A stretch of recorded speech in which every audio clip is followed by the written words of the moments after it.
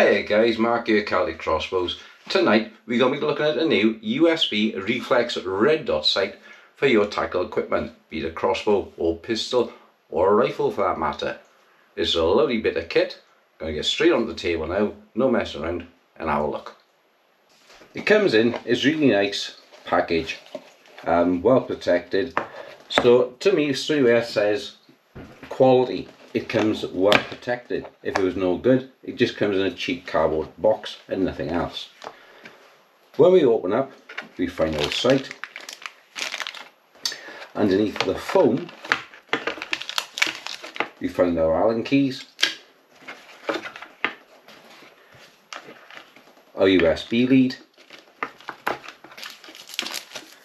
our instructions, and a lens cloth. So it comes with a nice comprehensive little kit altogether. USB is standard C-type lead. Instructions on charging, sighting in, and other tips are in the handbook. I don't go through it because we'll be just discussing it as we go along. And of course our lens cloth and our Allen keys. Let's get our unit out. As you can see straight away, it's an all alloy construction. It's a really good solid quality construction. Even the switch on the back is alloy. Obviously the guts inside going to be normal modern day electronics. The back cover is plastic, but that's okay. That doesn't take a lot of abuse on the rear.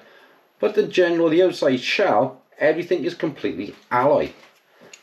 The screen is nice and wide. It's nearly 1 3/4 inches, as you can see from my thumb, across the lens. So about 1 3/4 lens. So your field of view is absolutely fantastic. There's our LED there. Your brightness setting, so you can turn it all the way up. And then your normal different functions with spot, circle, crosshair, and can't see from this angle, but different doobly figures here in both buttons together is off. We have a 1 3/4 inch, approximately 1.5 inch objective lens. The whole body is alloy. Here you have our Type C charging port, along with our all aluminium construction. You have elevation adjustment and wind adjustment on the sides via Allen key, so once it's set it'll stay in place.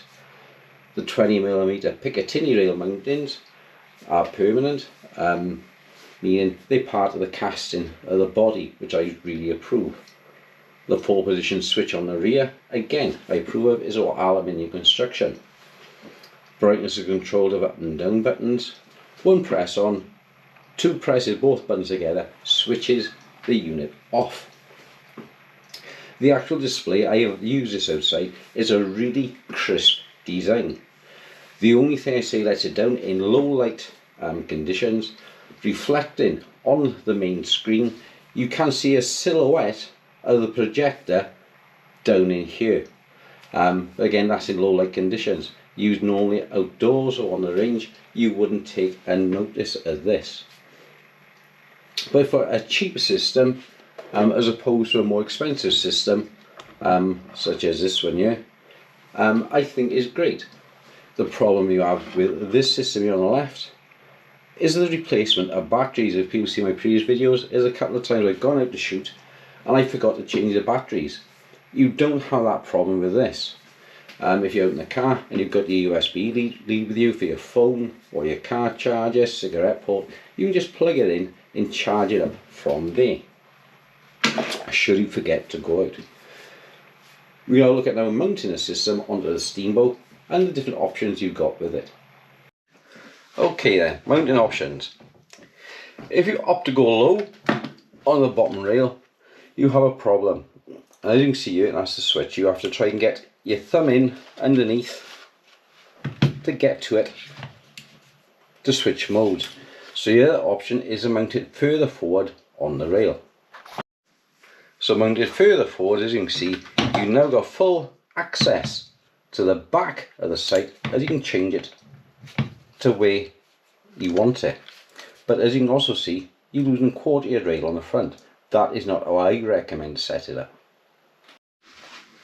So how about mounting the sight? Well, mounting the sight itself, you need to move it slightly forward and up.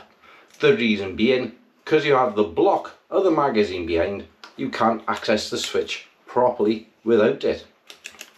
So using a quick release Picatinny rail, you can mount it further forward and higher up. Your eye relief is still good to give you a good profile of what you're getting. Battery life, part of the testing. She's now been running for 2.5 hours non-stop. We're going to try and get into the camera there, as you can see. I'll try my best, folks. I can't guarantee. There you can see the dot. She's now been running for 2.5 hours non-stop. I'm going to run the battery completely flat and see how long it takes to charge from 0 to give us an idea from a dead battery to fully charge and what it can be used for and how long it can be used for. Is a C-type charging port on the side by here. I think I got there, you can see on the reverse of the camera. And we're going to then test how long it takes to charge and give my honest opinion. How about waterproofing? Well, it's a splash proof sight. It's not storm proof. You couldn't go river wading with this sight like you would a military grade sight. That's something else you'll have to look into. Something like a Burris or something like that costing over £200 would be a full military grade sight. This isn't the civilian grade for use on indoors, on triple P shooting around the kill zone and things like this, indoors or on the range outside. It's not for river wading. That's a different ballpark of sight altogether. Okay then guys, so after being testing all day with the sight, once fully charged, it'll last around about 10 hours of continuous use. It shuts off after about an hour on standby, so after I've been on for an hour, it just switches off on its own. So you hit the button again and go for another hour and so on, and I've done this all day for 10 hours. And at no point has the display actually run completely flat. So after 10 hours of testing, I give up the ghost. Plug the charger back in through my laptop, and it took around about 20 minutes then to fully recharge the sight. The charging port on the side here glows red while it's charging, and once fully charged then turns green. As you can see now, she's plugged in.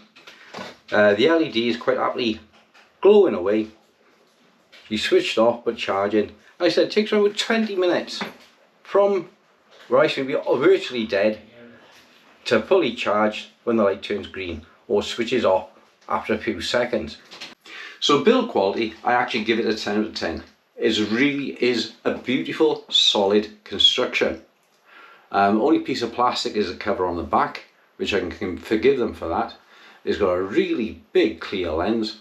See, we actually put the light on now. As you can see, the cross is through it. So here's the one mode.